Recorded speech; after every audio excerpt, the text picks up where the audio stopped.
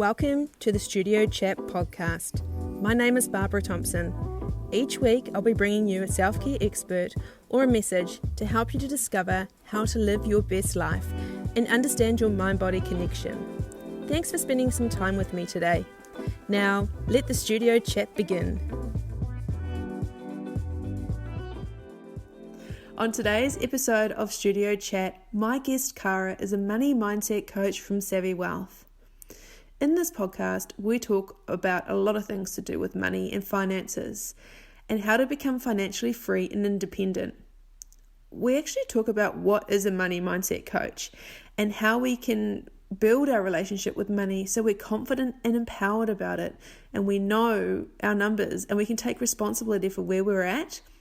We can educate ourselves about wealth and investments and creating financial freedom. And we talk about how it's important to surround yourself with people that can up-level you and you can have these types of money conversations. We talk about micro-investing, how important it is to put a plan in place, and anything to do with your ideal life and values and your money mindset. So join Cara and I as we talk about becoming financially free and independent. Welcome to this episode of Studio Chat, guys. Today, I would love to welcome Cara to the podcast. How are you, Cara? I'm really well, thanks, Barbara. How are you? I'm good, thank you. Now, today is I've been looking forward to this because when we think of self-care, we all think of food and exercise and like mindset. But part of this podcast with self-care is I want to bring all elements of self-care together for my listeners. And today we're going to be talking about how things to master to help us become financially free and independent. Cara, can you tell my listeners a bit about you and what you do? Absolutely. And thank you so much for having me. I'm so excited to be here. So look, money and finances impact every aspect of our life. So it impacts our health, it impacts our wellness, it impacts our relationships, it impacts our ability to do work that we want to do and work that we love. And whether we like it or not, it has a massive influence on our life. So the work that I do and the reason why I do it is I am so passionate about supporting women to be financially free and independent so they can feel confident and empowered around money. And you might be like, well, what is money mindset coaching? So we really delve into your beliefs, your thoughts, your patterns and behaviors around money. So what is it that you've developed throughout life? What have you observed? What have you seen? What have you felt? And what have you picked up about money? And what meaning have you given it? And is that serving you? Is that getting you where you want to be? Or is it creating stress and anxiety and worry and tension in your life that we can help move through? So I liken it to a life coach, but specifically for money. And that's where we go through the money mindset element and your thoughts, beliefs, patterns, and behaviors, but also couple it with the strategy and the action, because we can't have one without the other.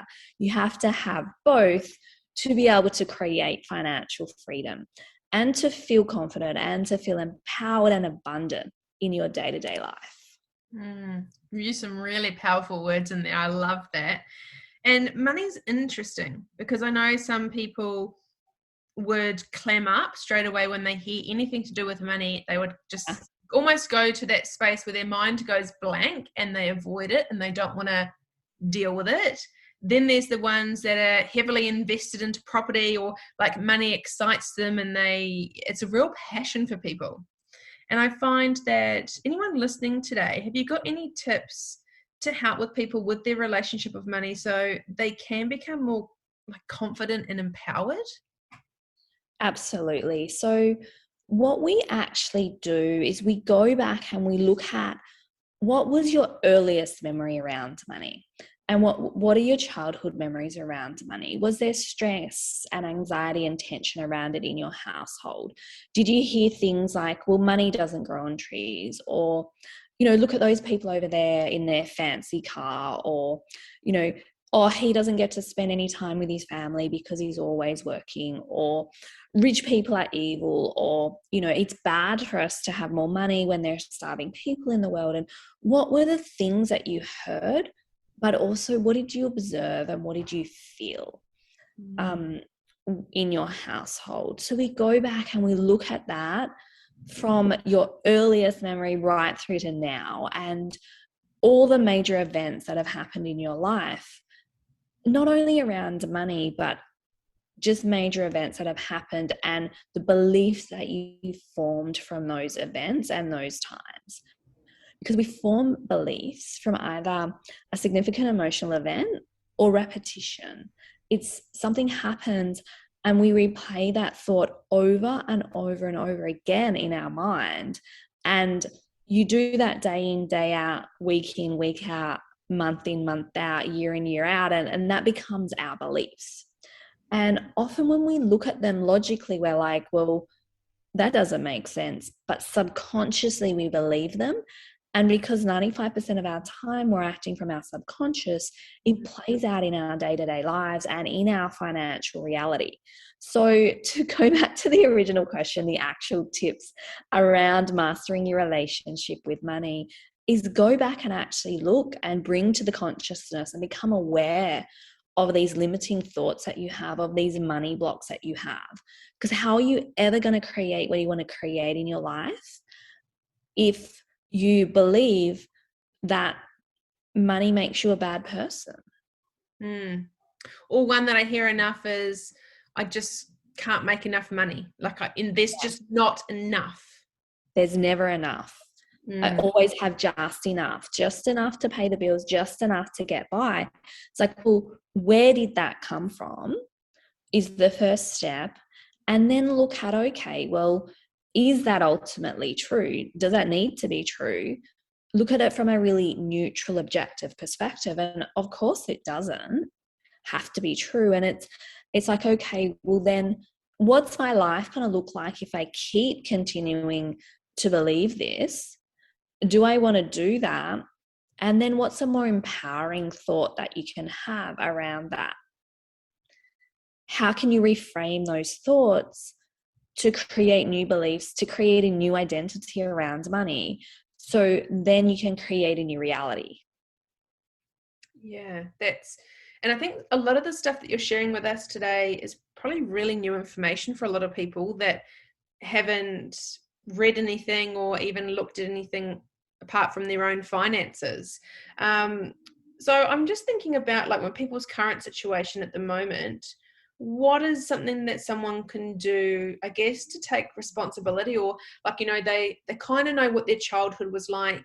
They know what they're like with money now. What can they do to kind of, I think, take responsibility for their current situation? Yeah.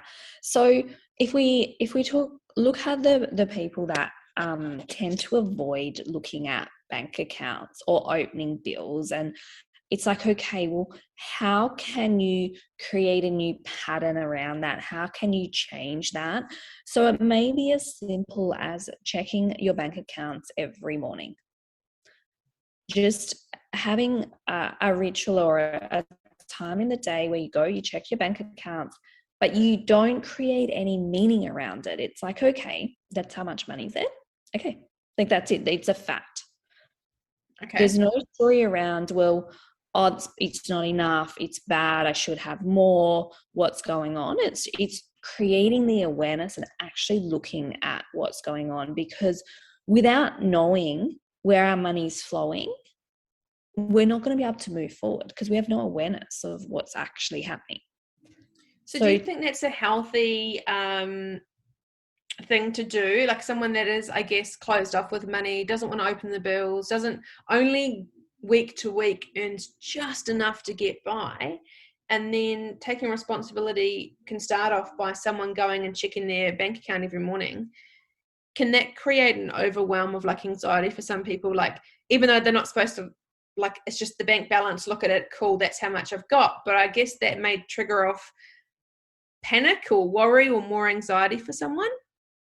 Yeah, so it's around leaning into that. So lean into, well, it doesn't have to always be like that. And having this gratitude for what you do have. So when you're paying the bill, the electricity bill, the gas bill, buying food, whatever it is, like having gratitude for the fact that I'm paying this bill because I've had electricity, I've been able to be warm, I've had lights on in my house. Like just bringing it back to that real basic level. And then because what that does is it puts us in a higher vibrational state. And if we're not grateful for what we have, if we can't manage what we currently have, we're not going to be able to manage more. We're not going to be able to create more abundance from that place. So it's around reframing the thought process.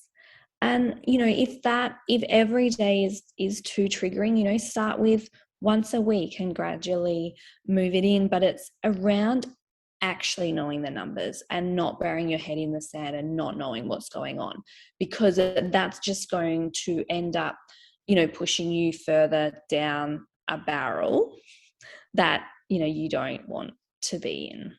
Yeah. So knowing your numbers and just taking responsibility, I guess being comfortable, getting uncomfortable with being comfortable, whatever that saying is, you know what I mean? Like it's going to be uncomfortable, but just like as you said, lean into it. And it's a new thing if you haven't done this before, so it will feel uncomfortable. Absolutely. Yeah, it's getting comfortable being uncomfortable, and then over time it's no longer uncomfortable, it just is.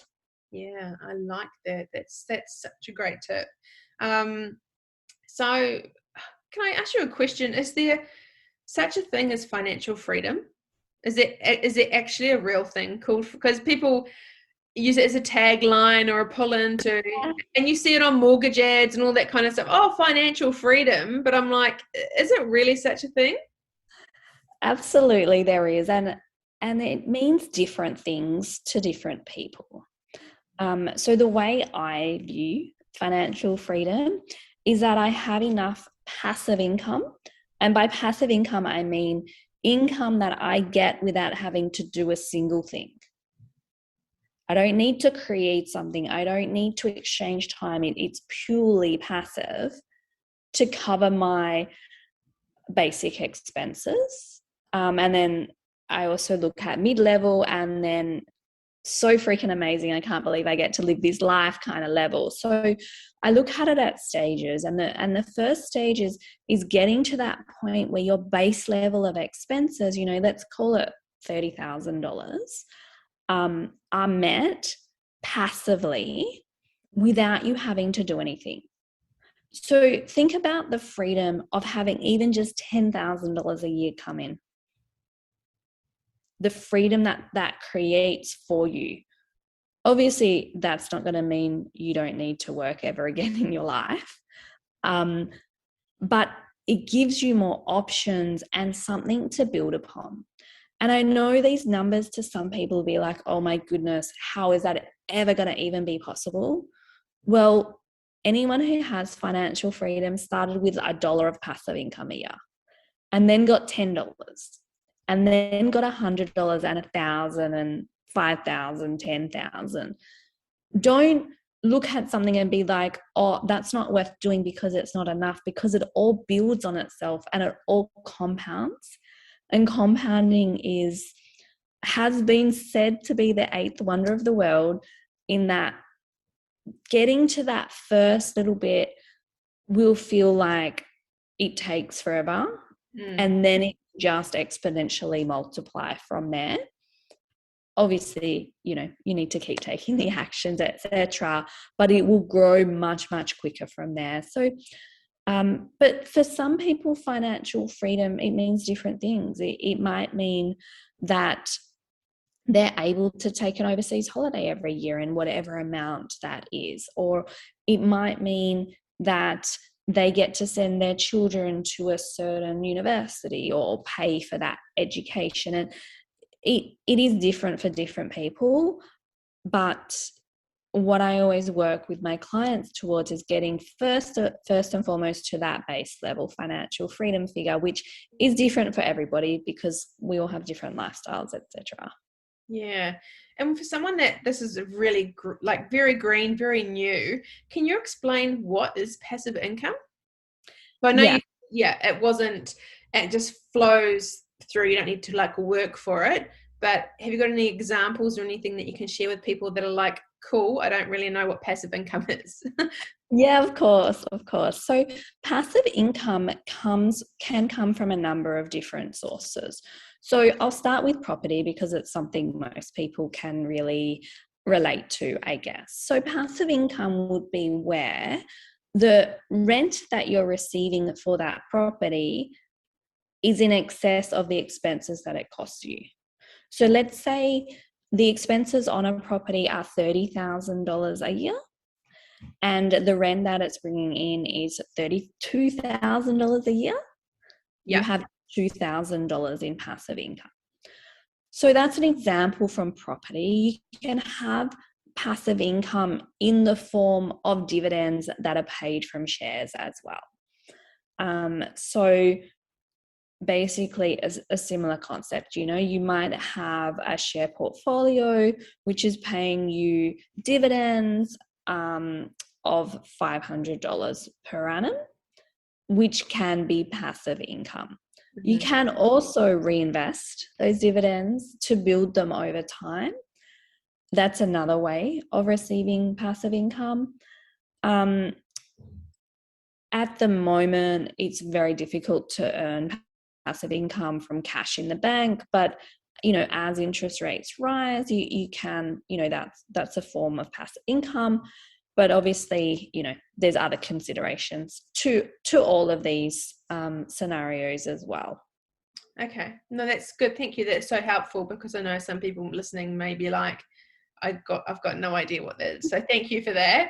Now, one word I want to have a chat to you more about is investments. Can you tell me a bit more about how we can educate ourselves around like investments and I guess wealth as well? Yeah, absolutely. So whilst my background is actually in financial planning, I can't actually give any specific financial advice. So I just want to make that disclaimer to start with. This is all just for informational purposes and education only. But so if we're looking at investments, I've mentioned a couple of the options already. Property, there is shares. Most people would have heard of cryptocurrency by now and potentially even NFTs, non-fungible tokens. So there are different asset classes, and it depends on your level of risk that you're prepared to take as to, what's most appropriate for you to go into. So I will just say crypto NFTs are highly volatile, very risky assets to be in. So if we look at, let's say, the share market, it's never been easier to invest in a share market. Never ever been easier. So you can actually invest with as little as $5. It's called micro investing. So, and you can also have like regular monthly contributions that go in. And what happens is this buys a portion of a share or an exchange traded fund, depending on how it's set up. So I think a lot of people think you have to have tens of thousands or hundreds of thousands of dollars to be able to do this. You absolutely do not. Like I honestly started my share portfolio with a $5 investment and then a $50 monthly contribution. Yeah. And it could have been $10 or $20. It wasn't hundreds, it wasn't thousands, and have built it over time. So there's a number of different platforms that allow you to do this, and this is what's known as more passive investing. That's the share portfolio kind of side of things. Obviously property, particularly in Australia, it has a much higher barrier to entry, right? Like the cost to enter it is higher. You can't enter it with $5. You've got to at least have a couple of $100,000. So there's pros and cons of every different particular investment. You need to work out what's most appropriate for you. But they serve different purposes, and the key is to get really clear on what it is that you're trying to achieve as well, and how's the best way to get there. Yeah, that kind of is in line with what I do too, with my businesses. You have these ideas in your head, like from my business, people want to look a certain way or feel a certain way or do something, but we never make the strategy or the plan to get there. And I think it's the same with money, is we all want the nice things, or some people, for some people it's not that. Some people it might be just less stress in our life, because I think all of us know that money is the biggest stress in our lives. And especially with the last 2 years, it has flipped people's lives totally upside down. It's changed people's careers. It's made people think, what do I want out of life? Exactly. And we all know that money puts strain on family relationships, on romantic relationships, on careers, on just everything. And stress affects your health, your mindset, your mental health, everything. Absolutely. And it's around having your financial foundation in place. So you need to have the foundations in place before you even consider doing anything investment wise. So this comes back to knowing your numbers, to knowing how much money you have coming in and how much money you have going out, and are there leaks there, but also from the perspective of, is my money flowing to things I value? And when I say flowing, I mean like how you're earning and how you're spending money. So if you actually sit down and look at what you're spending money on, do you actually value those things? And if not, then, how do you realign that to things that you do value? And it's putting equal value on your ability to create a different life later as the instant gratification now. So it's not like cutting everything out so you're in total deprivation mode and you don't get to enjoy life at all. Not at all. But it's about at least having some money flowing into an area that's going to actually make a difference. It's actually going to change your life in the future. So it's the having that savings buffer first and foremost, because when you know that you have whatever it is, 3 months, 6 months, 12 months worth of expenses covered, it creates safety.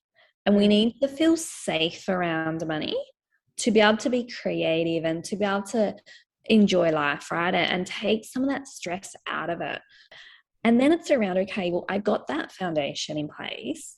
I'm going to allocate X percent towards a particular investment or into starting my business or whatever it may be.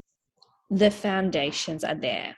So really being very mindful, very aware, because what I see a lot of people is they're on automatic pilot. They don't actually even know where the money's going, let alone actually sit there and be like, well, do I actually value, that having those clothes that I've just bought, or do I actually value buying lunch every day? Or am I just doing it out of habit and it's just automatic? And do I think I'm spending $150 a month on lunch and it's actually $300? Yeah. I think a lot of people listening to this may be like nodding their heads at the amount of coffees they buy or their Uber Eats bill, or even when you go to the supermarket sometimes. And I don't know about you, but I've joked about it with the checkout operator on a number of occasions throughout my life where I've gone in to get one or two things. And it's like Kmart. You go into, or groceries. Kmart or groceries, I don't know what happens. I walk in and I'm there to pick up maybe half a dozen things and there's $150 gone. And, Yeah. and literally I look and go, and especially when you eat, healthier food and stuff, it is a bit more expensive. But sometimes I look at my trolley and go, wow, I've spent X amount. That's all I've got. Mm. And I still value it because it's still helping me. Yeah. But I know a lot of people would relate to the Kmart thing or relate to the shopping thing. You go in to get one or two things, and all of a sudden you can't believe that they've all added up to be a considerable amount. Yeah, and I think the other thing as well is sometimes we set ourselves up to fail. We set unrealistic expectations of how much things necessarily cost, and then beat ourselves up because we haven't stuck to that when it was unrealistic to start with. So it's like it's not coming from this deprivation point of view. It's coming from an awareness point of view, and it's like, okay, well, I have this much allocated, but it's consistently costing me $100 more a month or a week or whatever it is. Actually, that's just what it costs for that, and I value that. And so then it takes away this feeling of, oh my God, I've gone over again. Well, of course you've gone over. You've set the expectation too low. So it's just this conscious awareness piece, and nothing is right or wrong of what you're spending your money on or how you're earning money, but is that aligned with your values? Is it aligned with how you want to actually live your life? Or you're on autopilot because it's what you've always done and you've never thought about it. Yeah, I love how you brought up values and autopilot because, again, if I relate it to the industry I know well and your industry, people will come to you. I'm sure they've been to other people before for help, and they've probably had to have some kind of financial plan, and how much is it weekly and how much is it fortnightly and monthly, and people will cut things out and be, if I need to save this, I'm going to be really brutal. But then that's not real life. So people are afraid to come to you because they think, oh, Cara's going to make, I won't be able to have my daily coffees, and that's the same when people It's the same when people come in to see me for nutrition. They're like, oh, well, and people will say to me on their first appointment, oh, I look at them and go, how was last night? And they're like, good. I'm like, people will just binge eat on takeaways and chocolates because they think when they're going to come and see me, then I'm going to take all the stuff away. No, yeah. And it's so similar to eating, to emotional eating, to binge eating, emotional spending, binge spending. What are you not dealing with which is causing that? Because it's happening for a reason. So what's the trigger? If you're a person that can find themselves online shopping, when does that happen? And what has happened prior to that? Is it when you've had a really stressful day, you've had a fight with your partner, your kids are stressing you out, you feel like you're not good enough, you don't like the clothes that you have, or whatever it is. So look at those triggers and put something in place to stop the trigger, to interrupt the pattern. So when that happens, say to yourself, okay, I'm going to go online and I'm going to shop, but I'm going to leave it in the cart for 24 hours. I can shop, I can put whatever I want in the cart. I can put $1 million worth of stuff in the cart, but I cannot press buy for 24 hours. Most of the time you'll come back in 24 hours time and be like, actually, it's okay. I don't really want that. Yeah, that's a really good tip. I actually do a week. So I actually go online, unless it's a sale. But if it's a sale, I leave it for a couple of days or in the sale. But lately I've been putting it, because you always get emails and, oh, I'll have a look at this. And you have a look and you go down this rabbit hole and then you go to this website, then you go to this website. And then you add to cart. And then, lately I've just been leaving it there for a week and then I never go back. Like, it's a really great tip.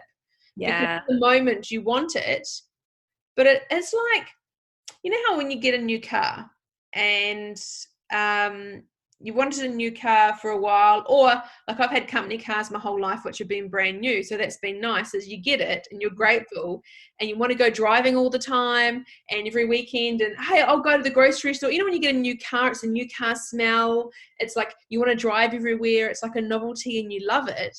And then two things happen. You start looking around and go like, oh my God, everyone's got the same car as me. Like your awareness, you kind of look around and go, Yeah. everyone's got the same red car as me. Or then after a while, the novelty's worn off, right? Yeah, it loses its shine, it loses its appeal. And I think we forget that with money. It's such an uncomfortable subject for a lot of people. And when I see a lot of women, that's why I'm just so grateful to have you on here, Cara, because I see a lot of women that are not only dealing with their own health issues and have mental health, but also physical health issues in their bodies. And a big blanket over that is stress. But then if you go a bit higher, that stress is created by financial worry. So it's Yeah. all linked. And And yeah. yeah, it's also, without the financial resources, it makes it very hard to be able to invest in the help that you actually want to help get your health back on track, to get the, you might need medical treatment or whatever it is. And we're super fortunate in Australia. We have access to that. But if you don't have financial stress, if you don't have financial pressure, it means that you can get the help that you want from the person that you want. You get to buy the organic food that you actually want to improve your health. You get to go to the gym that you actually want to go to. You get to work with the coach that you actually want to work with. And so it's around also this belief that you can have more money. It's not bad to have more money. You can create an amazing life for yourself and have it all. It's not a bad thing. Like, let's take that away. There's this construct that if I have more, then I'm bad, and we're not. Because if ultimately you're a good person, and I know everyone listening to this is, like, we wouldn't be here if we weren't, then you're going to do good things with that money. You're going to be supported yourself. You're going to be able to be healthy, have the time to do things that you love. Then you can help your loved ones. Then you can help others. You can have an impact on the world. So the sooner that we realize that we're worthy and deserving of having this, and it doesn't make us a bad person for wanting more, the better, because that's the start of the actual creation process of actually getting there. And yes, we have to take action. Yes, there's steps that we need to go through. But if we don't believe it's possible, none of those steps are ever going to work. Can I pull the curtain back on before we talk about the next point? Can I pull the curtains back on something that I have observed in my life? There's two people, and we're just going to be really general here, but let's just say there's a couple of people. And the first one I see, and this is where I think people think money can be quite selfish or arrogant or quite greedy, is you may see a female or a male or whoever it is that is covered in gold jewelry, drives a nice car, has all the labeled stuff, lives in the right area, has the right hat. Like, literally, they walk past and they stink of money. They have the right handbag, the right everything. Like, it's like top notch. And they have this aura about them with their chest almost puffed out. Look at me, look at me. They don't say it, but they will, they want everyone to see them. They're a bit like show ponies. They're like, look at me, right? And then there's another person that I've observed, and we're just going to use these different characters just so I can explain it. So I've come across these people more often where I might be at a local bar, a pub or a bar or something, let's just say, and you end up talking to these people. And once I was talking to this older gentleman, and he's like, "Oh, I'll buy you a pint," and I was like, "Yeah, yeah." And then after about a couple of hours, I walked away and someone said, "Do you know who that is?" And I was like, "No." And he was like a multi-billion trillionaire, whatever. And he had like holes in his shoes and holes in his shorts, And I observed that from a very young age that I know a lot of people that have a lot of money and they're a-holes. Like they are, like they have a lot of money, but they're really not nice people. But that's where we generalize. And then the real hard workers, not the old money, but the ones that are the most beautiful, genuine people that you would never know. And I wanted to pull back the curtain on that, and just sometimes I think those thoughts that we've been brought up around or that we've seen can keep us small. And you know how you said awareness and what you value is key. And if you want the thing, and that thing's really important to you, go get the thing. Yeah, totally. And success looks different to everybody. And we're constantly, the media and society portrays a certain image of success, but that doesn't fit for everybody. And it doesn't mean that your success looks like that. So actually sit down and work out what your ideal life looks like, how you want to live it, where you want to be, the things you want to experience, like the daily things that you have. And I'm not talking about going away and having an amazing vacation like that. That's great. We can do that as well. But the day-to-day stuff, right? The where you wake up, what you do, the experiences you have, how you spend your time, the impact you have, the conversations you have, the connections you have, the work you do, all of these things. And that's going to look different to everybody. So if you value and want the beautiful car, the designer clothes, amazing, but no, if you're not, with your awareness, if you're not in a position to be able to have that right now, know that if you do, what you're giving up, the potential for that financial freedom later. So an example I use is, so I don't actually value cars. They're not my thing. I'm like, take it or leave it, whatever. Yeah. And I live in Sydney, and Sydney is an incredible city where you can get around on public transport very easily.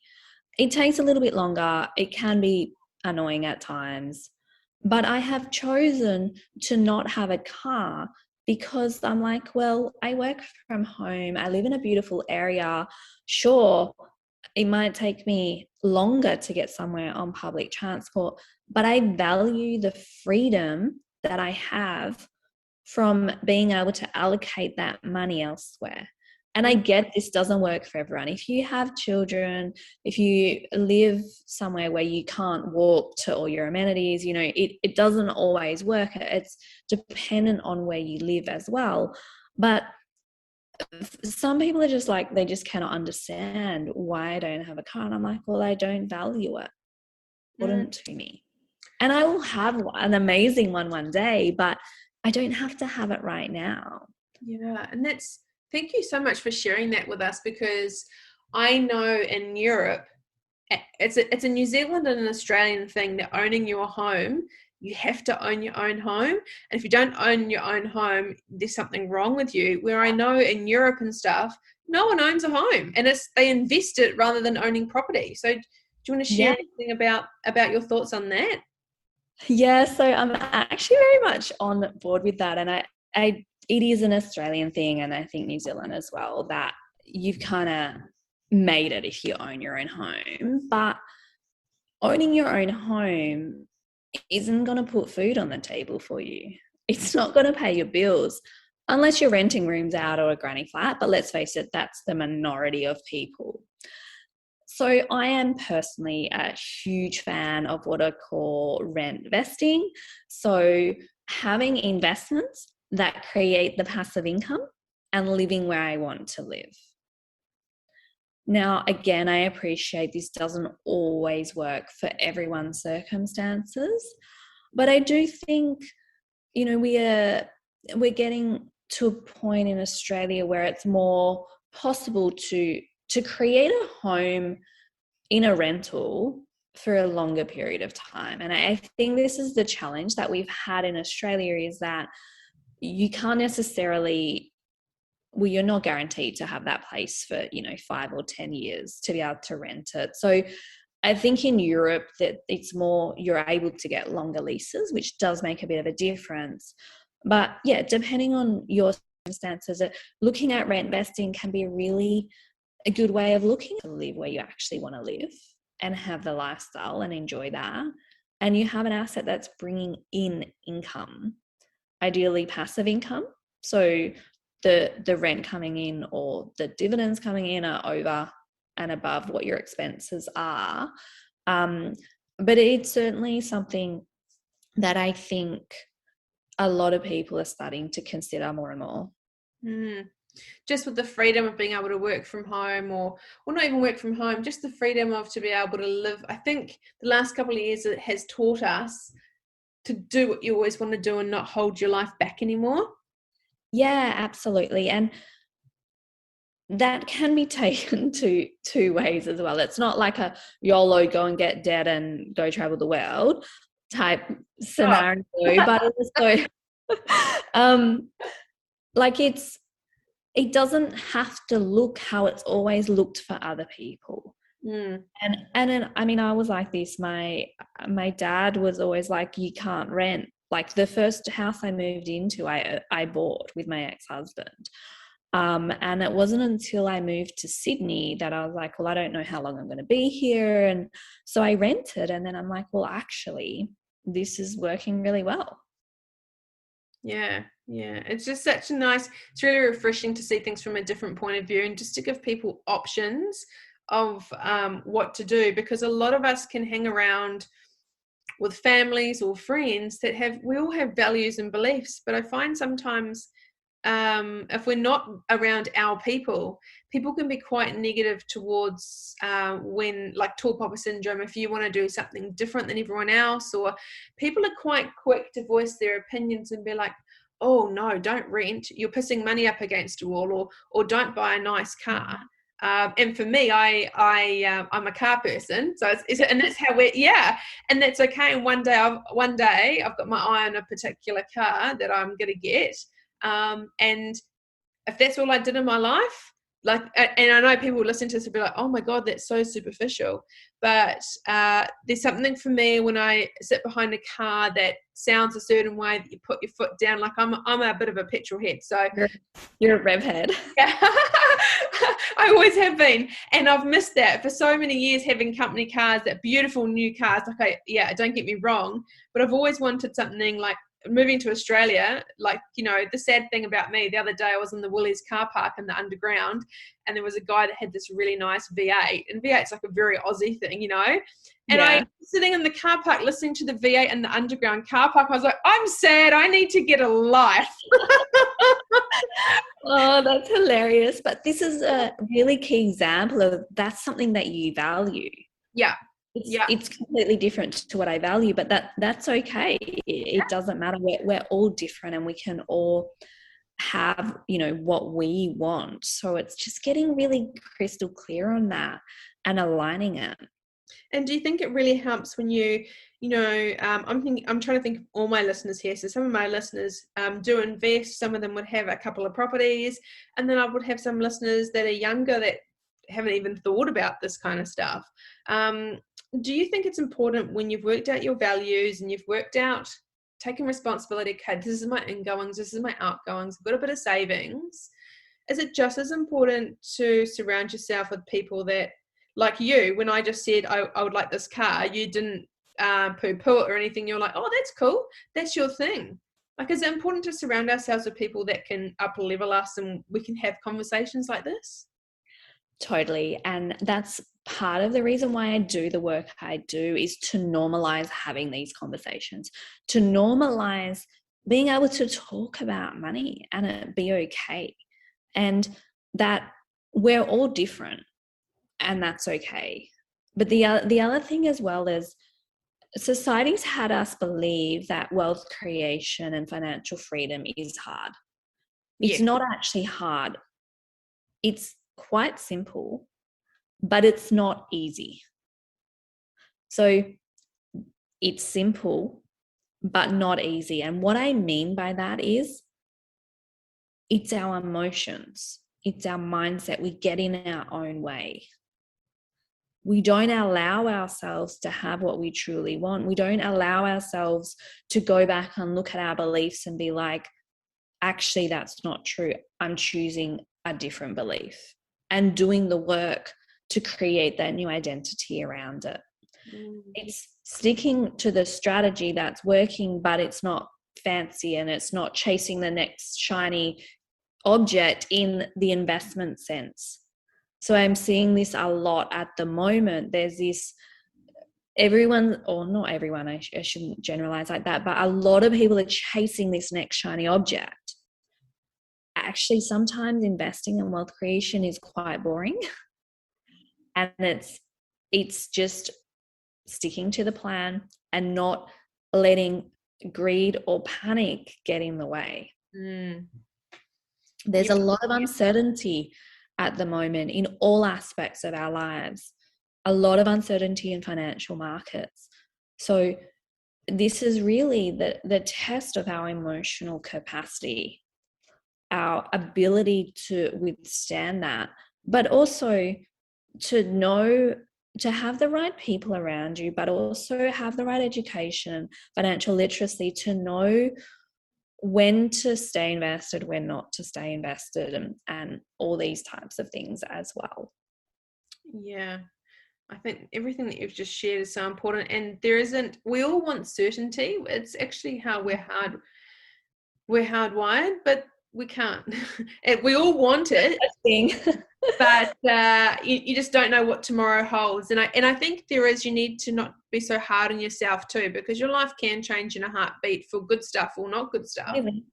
And I think knowing that comes down to your values, knowing who you are, knowing what's important for you, and don't worry about anyone else. If there's a nice restaurant you like to eat, or if there's that expensive bottle of wine that you want to have that everyone's giving you stick for because you like it, well, tough. Like, if that's your thing, and I think we don't, especially as females, we don't give ourselves permission to enjoy things. It always comes with conditions. Yeah. Or it always comes with, oh, I've had this and now I've got to go without, or I'm a bad mother, or I'm a bad person if I like this. Where I think, yeah, I'd like to really squash that too, and just be like, why can't we just have a life of whatever you want, go and get it?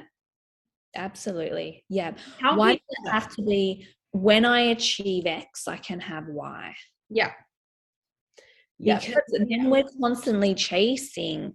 And again, this is not being irresponsible with how you spend money.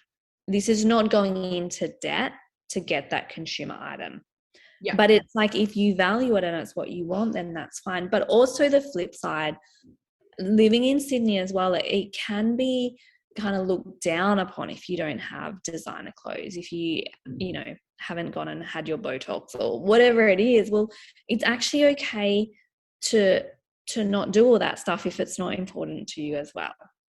So it does work both ways. And surround yourself with people who are uplifting, have expansive conversations. And if your circle isn't like that, we live in an age where we can get that elsewhere. We can get that on Instagram. We can get that from books. We can get that from podcasts. Some of my friends I've met on Instagram, and they're the most supportive, caring, kind people. Look outside your inner circle of influence if that's negative, if that's not supportive of what you're trying to achieve. Yeah. But I think too, don't be afraid to ask for help, because how can you work on something if you haven't had any? That's why we have people like you, because we don't know where to start. There's beautiful people like you that can hold our hands and help us, and that's how we learn. We're not meant to know everything, and not everything's meant to be easy. But before we wrap up, I do want to say, like, ladies out there, if you're a mum or you're whatever age you are, 20s, 30s, 40s, 50s, whatever, because I know the demographic that listens to this podcast, but there's something that you've always wanted to do, find a way and do it. And it's interesting when you start to come into your own self and work out what your life is about. You find your values, you find your purpose, you find your beliefs. It's really interesting that it makes other people feel really uncomfortable. So you know, if you wanna spend your money in a certain way, or you've got this big trip you've always wanted to do, please go and do it. And it really will show you who your friends are. Like if my friends buy a house, or they open a business, or I've got some friends that have multiple properties, and I'm like, that is so awesome. Yeah. And I'm like, oh, sorry, I wouldn't want to mention it just in case, because, you know, I'm a new business owner, and, you know, when you start a business, things are a bit rocky for the first couple of years, and it's normal. And I could not be happier for anyone around me that is just doing amazing. I'm not threatened at all.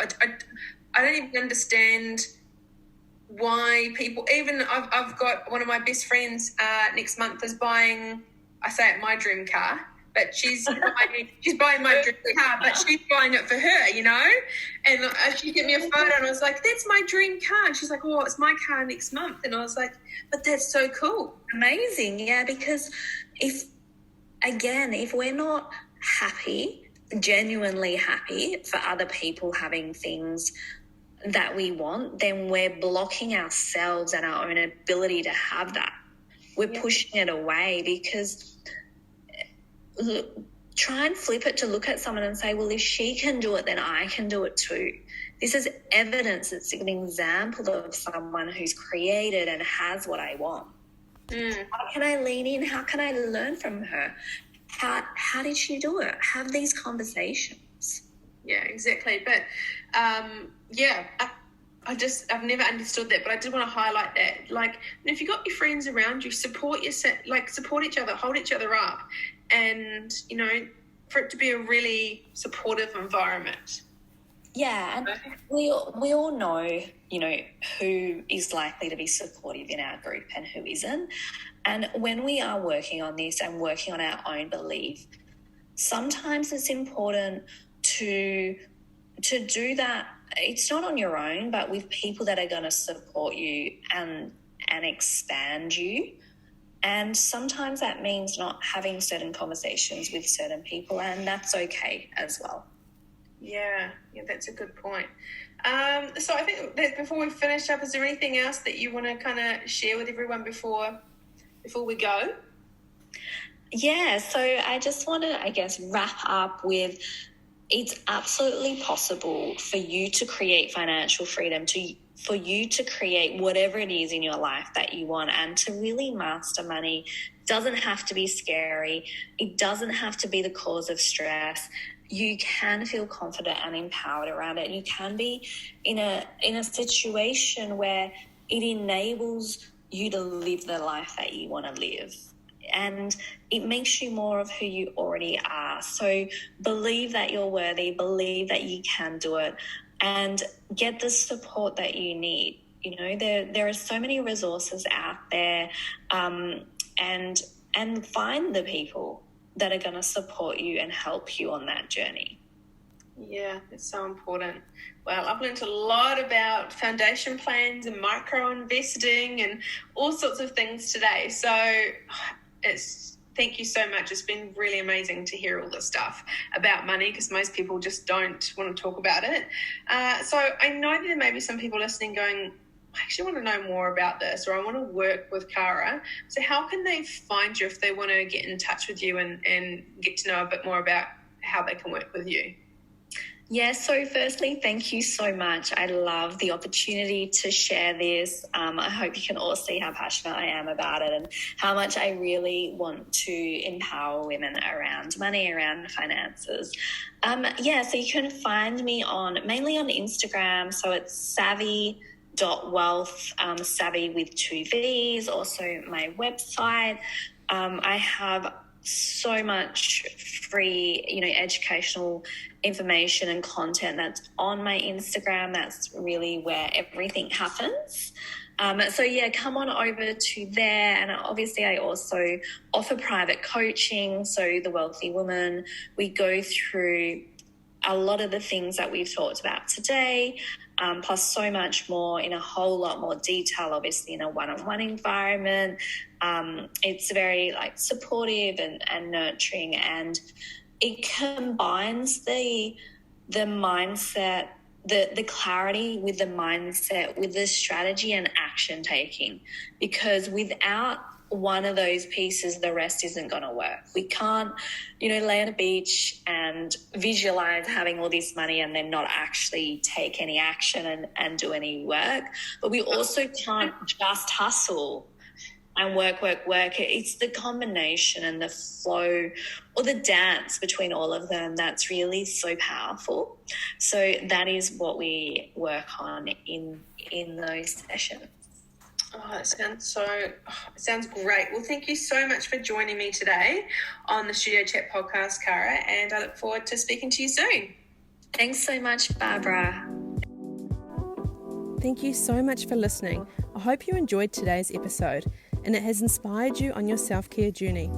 Please feel free to share this with a friend and subscribe over on Apple Podcast.